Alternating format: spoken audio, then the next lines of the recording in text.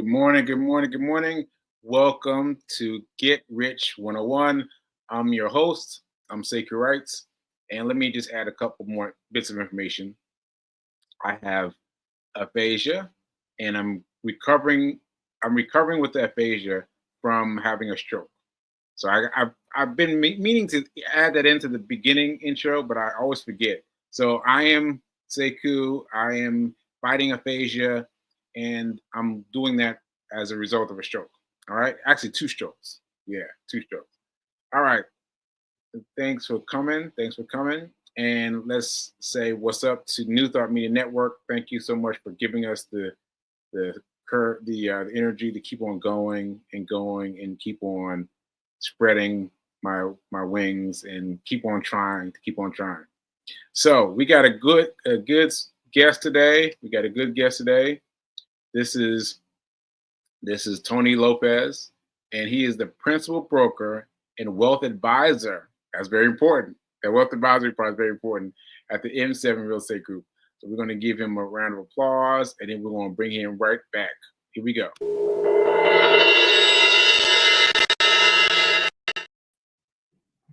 Hey man, how you doing?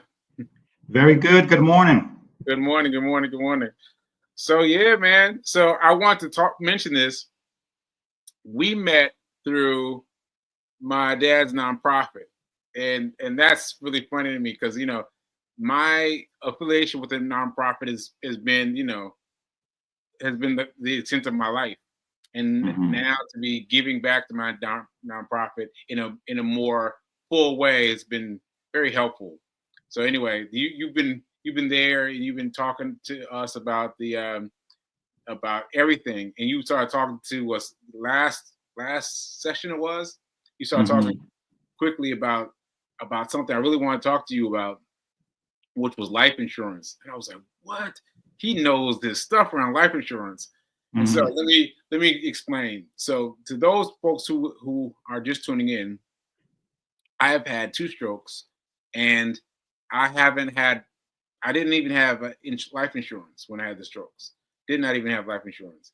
And so since then, I've been trying to find life life life insurance. Yeah, life insurance, and it's been difficult. So I want you to tell us about yourself and tell us about how I can find some life insurance. Definitely. Well, before we get started, I want to say I appreciate what you do. Thank you for having me on.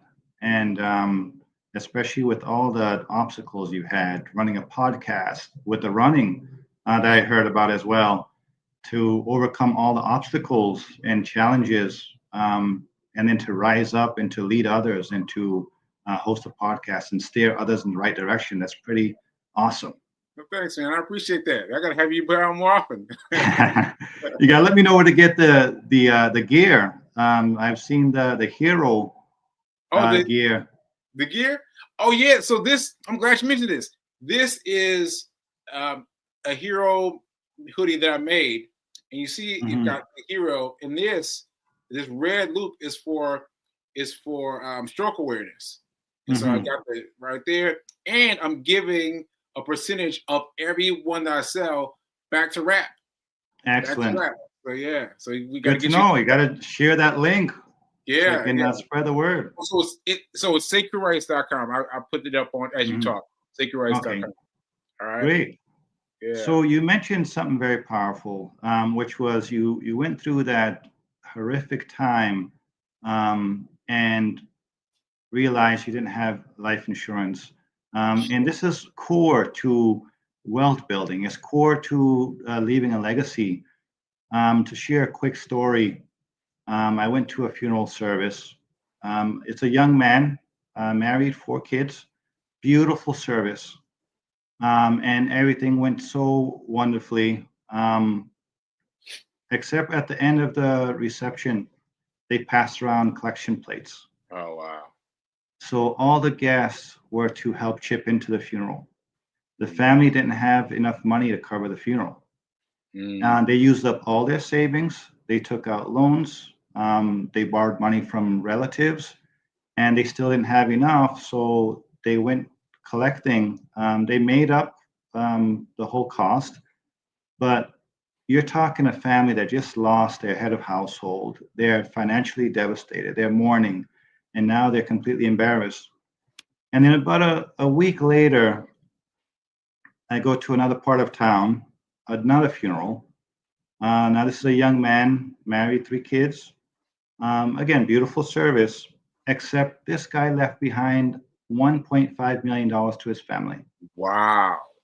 And they paid off their mortgage, they paid off all their credit card debt, Mm. and then they also donated something like $150,000 to the church where the Wow. service was. That's amazing. So here's a crazy thing. So both families have the same income. They live in similar neighborhoods.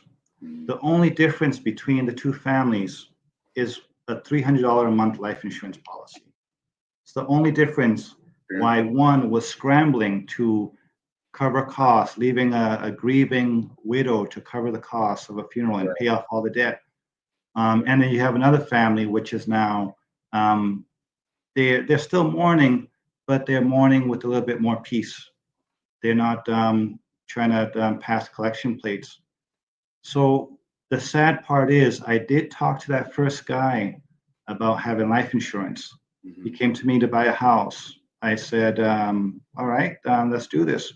And then I said, well, have you thought about life insurance? He said, I can't afford that. I mean, it's a lot of money. But at the same time, he had a BMW parked in the driveway that cost $600 a month, Wow. plus insurance. Right. And then guess what? So after he passed away, he had only a year left on his payments, on his car payments. The car got repossessed anyways. Wow.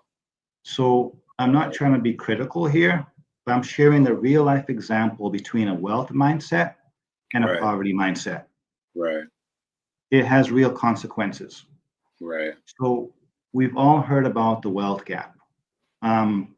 It's almost a decade since the study was done back in 2015, I think it was, here in Massachusetts. We still haven't put a dent on it. We haven't put a dent on closing that wealth gap. Okay. Okay. We made there's been some programs, some different affordable housing, all these different programs that were put in place to try to close that wealth gap. We haven't put a major dent on it. We can push all the money into it. We can push all the resources into it. But if we don't renew the mindset, we're not going to get anywhere. Okay. It doesn't work. So of all the clients that I've worked with in the past, I'd say maybe 5 or 10% have life insurance. I mean, 5 or 10% of how many people? All the people I've worked with in real estate and wealth advisory, when they first come in, I'd say 5 to 10 have it. They think of it as something like, hey, and you said the same thing. You didn't think about it. Yeah, I'm thinking about it a lot now. About it a lot now, but I'm after the fact now. That's right. And then they think about it as something like, hey, when I turn 50 or 60 or 70, I need to start getting it. Or if they do have it, they're underinsured. They just have what the job provides, which maybe has $50,000 or $100,000. Okay. But the big difference here for the wealthy, it's not a burden. The wealthy use life insurance as a tool to create generational wealth. Yes. This is what we were talking about before at the meeting. Yes. So an example is with the Rockefellers. They use life insurance policies to fund their family estates. A lot of people don't know this. Of course, they made money through oil. They made money through their business ventures. They've had a huge philanthropy arm. But the way that they created and grew their generational wealth was actually using a tool of life insurance. So wait a minute. Now, would they have one life insurance per person or multiple life insurance per person? So here's how that works. So essentially, they would create a irrevocable trust. They'll create this family trust. It's a different entity, different tax ID number, different everything. And then they would put multiple life insurance policies on each person in the family. On starting this. from very young. Okay. So each individual Wow. family member. Okay. So keep in mind, the younger you are, the cheaper it is to get life insurance. Right. Right. And especially as you get older, you have different health concerns. Wait a minute. It's all risk based. Time out. I just remembered something. I just remembered that my parents know what they're doing. They got me life insurance, Hmm. but I just blew it though. I just cashed Hmm. in during college because I was trying to buy something else, and I didn't. Yeah, But it was easy. It was cheap. It was right there. But I that's just got right. rid of it. Yeah. That's right. And so this method is known as a waterfall method. It's actually was so successful, it became known as the Rockefeller method. But they created this trust. They put multiple life insurance, just like what your parents did with you. They Hmm. put multiple life insurance policies on all members of the family. And Multiple now multiple policies on each member. mhm, each I member didn't know that though. So that you in can have multiple what you call them? life insurance policies. Okay, multiple life insurance policy on me. I can have Yep. multiple. There's Wow. no limit on how many you can have, and there's no limit on the amount. So imagine if they Mm, put five $1 million policies. And the key thing, the money, when somebody passes away, which we're all going to do at one point, the right. money doesn't flow as cash to the beneficiary. It flows to the trust. Yeah. And as each family member passes away, they're contributing millions of dollars into this trust. This is how they built it back then. And here's the key: they're not cashing in on that money after it's been funded.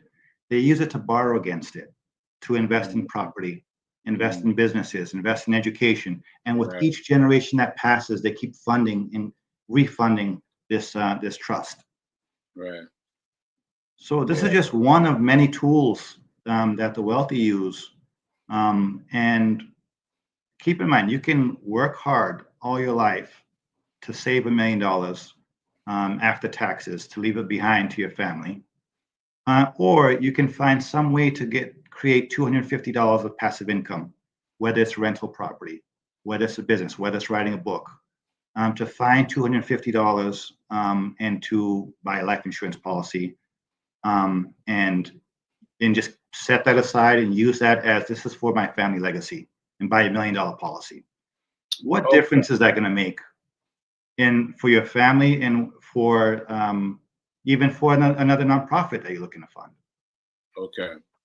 This strikes me for a couple of different reasons. One, the kind of all strokes are not created equal. There's a Hmm. vast differences in strokes. My stroke was lethal.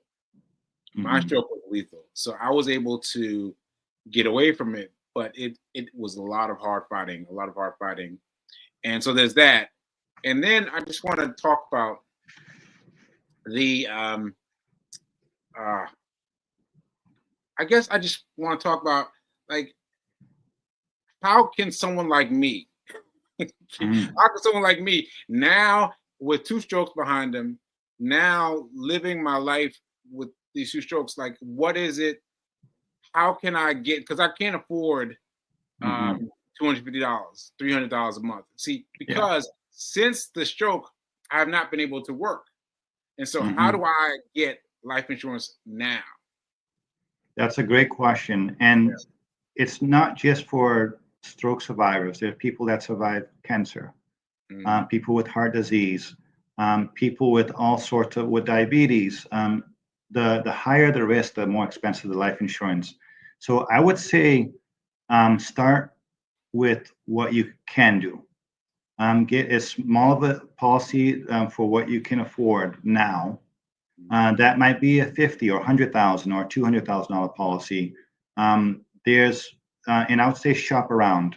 If you might go to one place and they say, hey, with your condition, they'll do a medical exam, look at your history. They say, with your condition, it's going to cost you 500. You might call another company and they say, what? Oh, it's 300 for us. You might call another one and say, all right, we can give you $100,000 policy, but it's going to cost you $150 a month. okay, So so it there's a is range. possible. There's a Hmm. wide range between whoever I call. That's right. Okay. You're gonna find a range in what they can give you for coverage, and also what they can give you for cost, what they can offer you for a cost. But there's different types of policies too. It's not I'm not talking the term life and the whole life that our parents and grandparents were big on. There are new policies. They're called Index Universal Life, or IULs, or VULs. Okay. You're funding it. You're just chipping in what you can out of your disposable income. You're funding it every month. It has a small life insurance component, then it has a savings and investment component. So it's Okay. really a matter of shopping around and calling. And then as you scale up your business, as you scale up in your passive income, you want to contribute more and buy more and increase more. Okay. Okay. So start You just start where you are. okay. Start where I am. You just reminded me of something. You're talking about the two different kinds of life insurance. Like there is the Mhm, kind where you can borrow against it, and the kind where you mhm, can't. And so that all for the amount of time I was interested in life insurance, it was a small period of time. I was thinking about it, but I was like, well, I want to make sure that I get the one that I can trade off of. Can I mhm. still do that now that I'm someone who's had a life threatening close call? You can, although the portion that you can invest into and chip into every year is going to be higher, which in the over time becomes a life insurance policy in itself. You invest into it, it's growing, and that's the one you can borrow against, and that becomes a life insurance. So you can eventually reduce the other one that's not. So when you start out, you're going to have a lot smaller um, type policy. This is essentially they'll give you a policy for 10 years or 20 years. It's going to be expensive. But as you create wealth and build wealth, you're going to reduce that because that's going to get more expensive as you get older. You're going to reduce that. You're going to increase the one that you fund, and essentially you self-insure. Okay, so I can buy it now, but Mhm. is this going to be more expensive than if I bought a one that I, wait a minute, help me out. Help Yeah, me for out. sure. Yeah, so it's definitely going to be more expensive for you now, Okay, post stroke. okay, But you're going to buy a smaller policy, but small you're going part. to invest more into the smaller policy because it's going to be super expensive. Um, but you're going to still buy a policy, but you're going to spend more money on the component that invests. This is the IUL type, where you're stashing money aside every month. Some of it's going towards your policy coverage, and some of it's going towards investment. And then Okay, over time, it's the investment portion is going to grow, the savings is going to grow, and then you're able to reduce the need on the other side, the life insurance side. okay, okay. That's good stuff. Now let me pull out some of these comments from from my B King, my fiance. Hmm. Let's see. Uh, if you're planning to be cremated, you only need a small life insurance component. Is that correct? Well, the cost of uh, services is definitely reduced. So, from like a typical funeral service where you're buying all these things, you're doing multiple services, you're Right. definitely planning on a smaller uh, final services. But you're not getting life insurance. The goal is not to get life insurance just to cover that. Mm, You want to get the life insurance. What if you, instead of funding 25, 50,000, you look at it as, hey, what would it look like if we paid off our mortgage? What would it paid off. look like if we, and let's say you bought some extra coverage just to do that. You have a $300,000 mortgage left over, $400,000 mortgage. You got coverage to cover your final services, but then you also got coverage to pay off your mortgage. You talking What about for if your house, right? your For your house? house.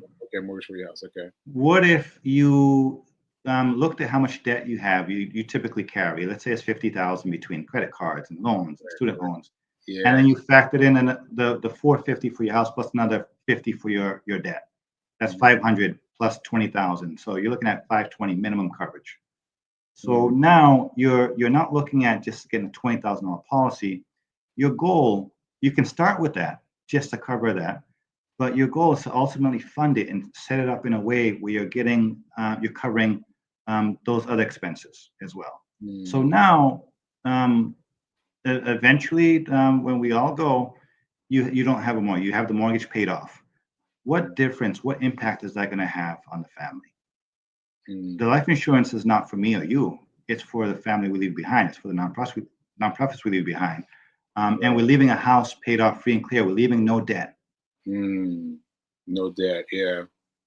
And so we're setting up the next generation to really move forward. And we also, instead of leaving bills to pay, we're leaving something that can start to build generational wealth.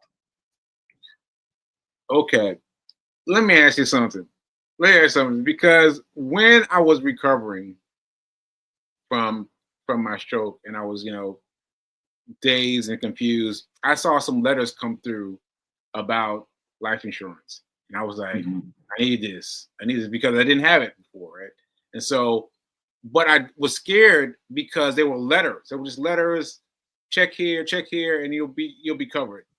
Now, are you Mhm. saying that those things that come in the mail are legitimate? They can be used? There's a lot of scams out there. Okay. So I would check, double check, triple check the company. I wouldn't get a policy with any old small company. They open and fold on an ongoing basis. So essentially, you want to get coverage. You want to shop around still, but you want to get coverage with the larger companies.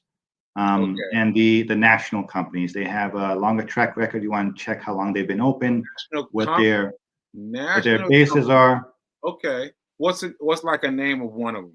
Like, Like Prudential, for example. okay, Prudential. Um, Okay. and you're definitely going to have to do so. It would be good to talk to an agent that works with multiple insurance carriers. Like And you do, then right? I had a license, but my specialty is real estate Okay. and mortgage finance. Oh, wow. But I advise on all the different topics because the client comes in and I look at the whole picture, Mm, which includes asset protection. okay. So, but essentially, you talk with an agent that has access to multiple carriers, and you tell them your exact situations. Like, hey, listen, I survived not one but two strokes, Mm, and here's what's happened. yeah. And or I've survived cancer, or I've survived this, or I have this, and then they now um, start shopping it. They start finding a reputable carrier. So it's not for you to do the homework. There are professionals out there that this is all they do. They know which Really? carriers are going to Like, sit down with you. like mortgage brokers. Like mortgage brokers, like don't they? That's what you're describing, right? Someone that Well, like holds it for you and finds you the best rate. yeah. So these are life insurance producers Okay. that would do this for you. And there's a ton of good companies out there. I can even refer some as well. But I'm here in Massachusetts, but I'm sure there's some connection with the nationwide providers. Okay. So even if I said, as is my case, that I got very little bit of money, they would be able to Hmm. find someone with a very little bit of money who's charged with That's very right. little. And Okay. that's the thing. You want to start somewhere, Okay. even if it's for little coverage. You want to start Okay. somewhere, and they'll be able to do an assessment and say, all right, this is what you need to. This is where you should be at.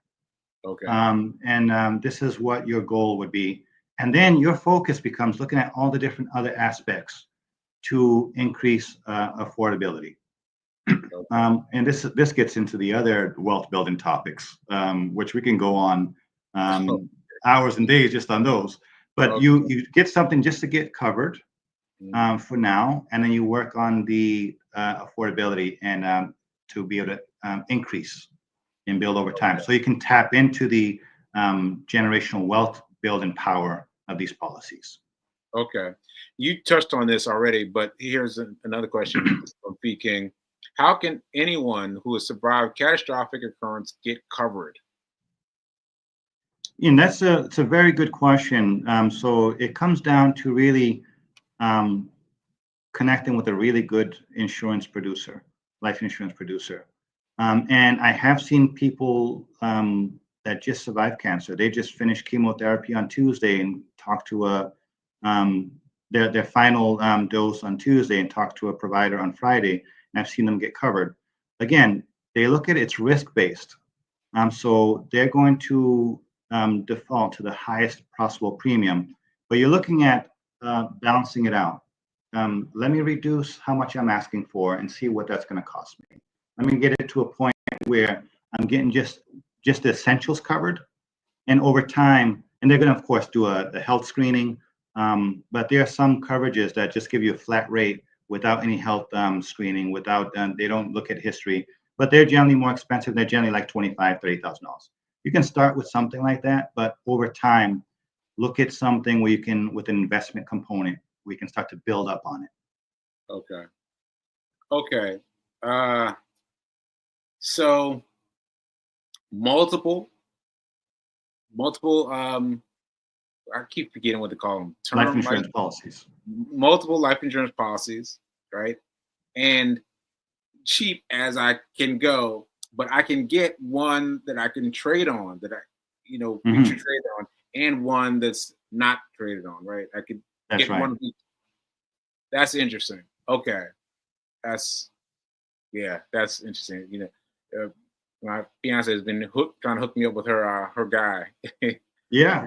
She was trying to hook I'd me say up. make the call and start the process of shopping around, even if it's just look at your budget and look at different ways to trim and adjust to get that coverage in there. Okay. And you'd be surprised how many families, that story is a true story, but it's not the only one. Yeah, and I want to talk to you about that story. So that story was a brilliant story, but is it true that the one who had the insurance, was he from a family of people who had the right mindset, or was he the first one in his family that changed their lifestyle for everyone? So you hit the nail right on the head, and this is a issue in our culture, and this is an issue for Black America, and this is the core behind the wealth gap. Sure, there's opportunity, there's different things, there's different issues behind this wealth gap, but it comes down to mindset.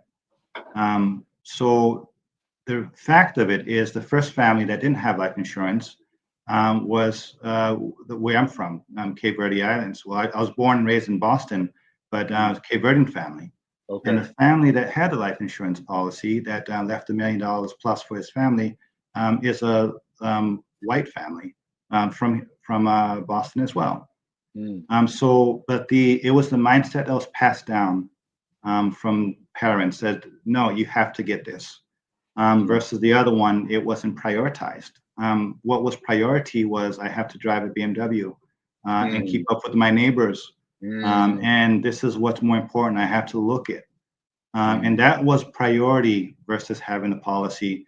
And the idea was like, hey, you know what? I'm young. I'm in my 40s. I don't think anything's going to happen now. So let me just live my life and drive my Beamer. Right.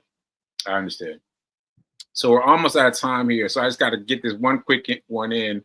But what can we do to survive and thrive via our new president? What can we do? That's a great question as well. It starts, and when I sit down with any family looking at wealth advisory, it starts on a personal family level, and it comes down to looking at your whole picture. I generally start with I start looking for the seed, which is the disposable income, and that's another topic. But looking at different ways to increase income passively, whether you're there or not, and using your talents. You have gifts and talents and abilities that nobody else has. You were designed for something. Find out what that something is, invest into that, and build a business, create income streams, which will survive any presidency, which will survive any type of government we have in office.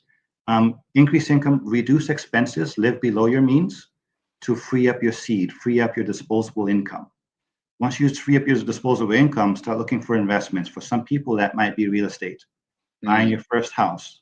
It might be buying income property if you already have a house. It might be even buying a condo. I know one guy lives down in Florida.